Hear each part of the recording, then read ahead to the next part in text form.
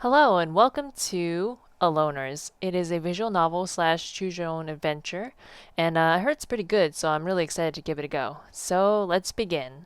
Warning: this visual novel contains violence, explicit language, and scenes of a sexual nature. Suddenly, you are awake. Your body is heavy and unresponsive. You can hear nothing but the ringing in your ears. You try to open your eyes, but can't. You can't remember anything. After encountering excruciating moments, enough sensations returns to your body for you to be able to feel the soft press of something against your back. You're lying on a bed. Oh god. Hopefully I'm not having sleep paralysis because that is freaky.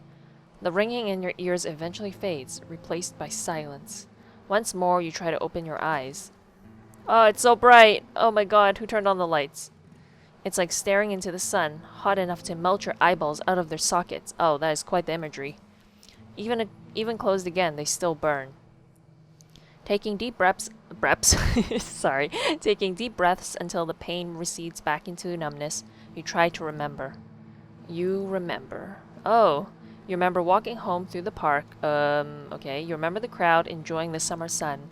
You remember the girl who almost knocked you over when she rode by on her bike. She tried to apologize without stopping and almost ran over a guy coming the other way. Your phone started to ring. Okay, ring ring. It was an unknown number. Do not pick it up. Because I sure as hell won't. Suddenly, you're back in the darkness, lying helplessly on the bed. Even though you can't see, your world is spinning. You can feel your mind beginning to fold in on itself. Feel the darkness growing blacker.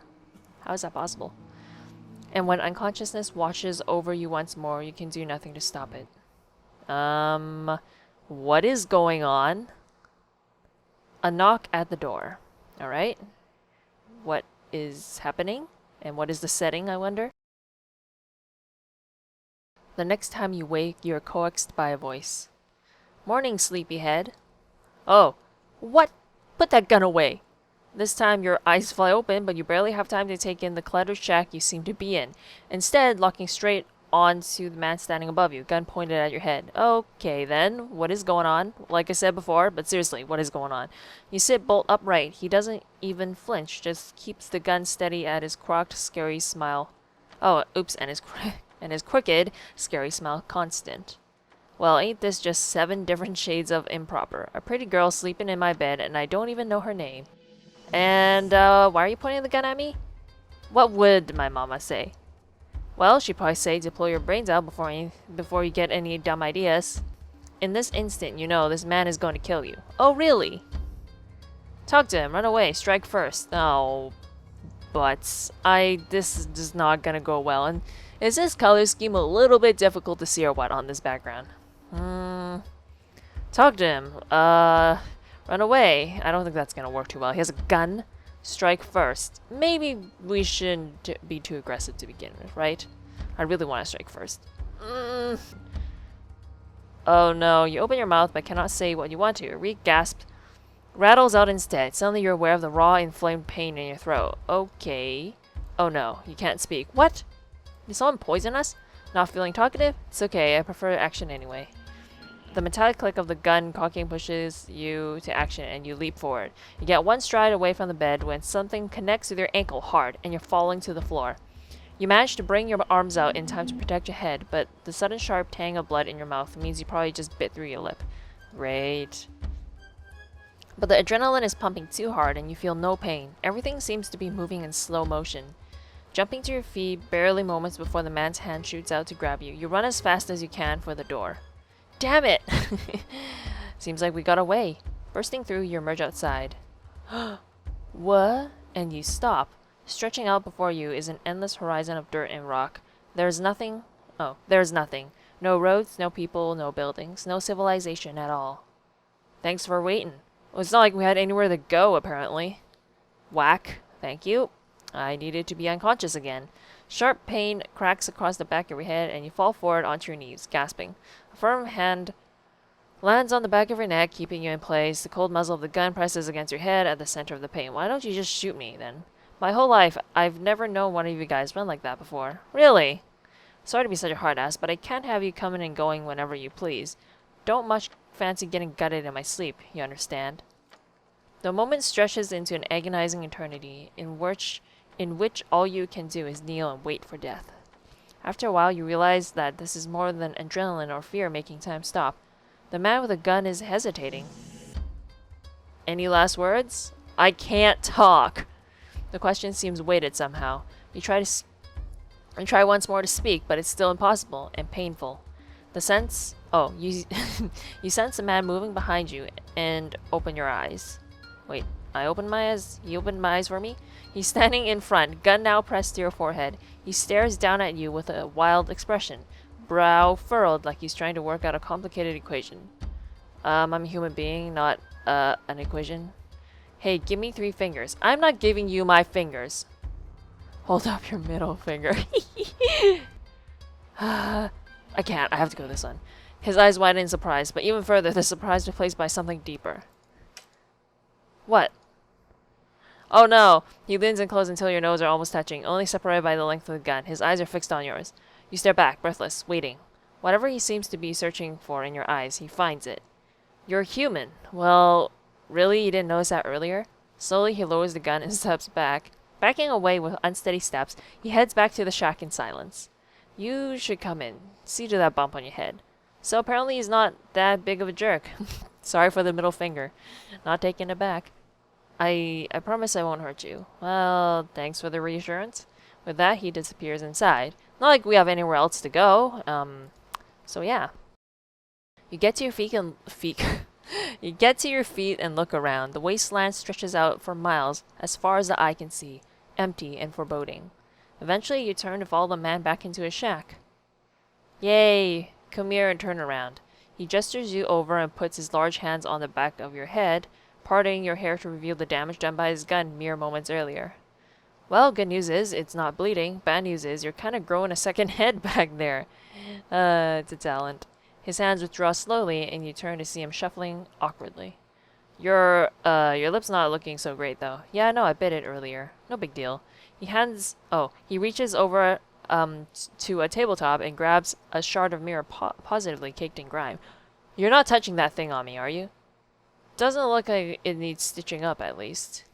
He holds out the mirror and strains to see your lower lip, bloodied and swollen. Hang on a sec, I've got something. The sentence trails off as he moves about the shack, picking up a piece of cloth and dripping it.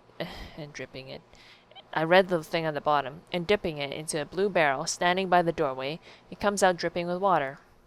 Here you go. You take the wet rag and hold it to your lip, dabbing at the drying blood.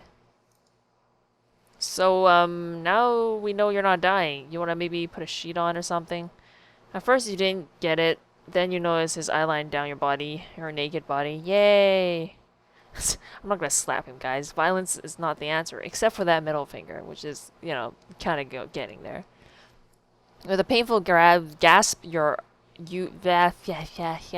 a painful gasp, you wrap your arms across your chest and crouch low. Ugh, look, I wasn't trying to. Just give me a sheet. Never mind. We still don't know this person's name, by the way. He mentions you over to the bed where there's a tartan patterned blanket. You cover yourself with it and sit on the mattress, as far away from him as possible.